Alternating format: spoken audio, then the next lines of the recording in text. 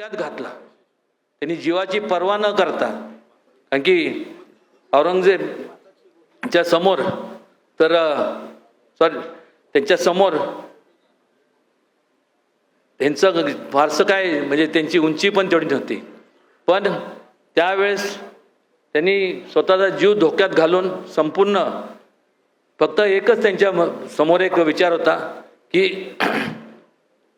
लोकांचं भलं व्हावं, माझा जीव गेला तरी चालेल. आणि त्यामुळे अशा एका व्यक्तीच्या बाबतीत जेव्हा वाघनख इथे आणले जातात, त्याचं पूजन करण्याच्या ऐवजी वादविवाद, तर केवळ त्या वाघनखांकडं वाघनख म्हणून बघू नका.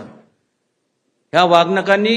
ज्यांनी स्वतःचं म्हणजे छत्रपती शिवाजी महाराजांचं ज्या वेळेस स्वतःचा जीव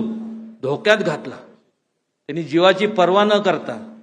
कारण की औरंगजेबच्या समोर तर त्यांच्या समोर त्यांचं फारसं काय म्हणजे त्यांची उंची पण तेवढी नव्हती, पण त्यावेळेस त्यांनी स्वतःचा जीव धोक्यात घालून संपूर्ण फक्त एकच त्यांच्या समोर एक विचार होता की लोकांचं भलं व्हावं,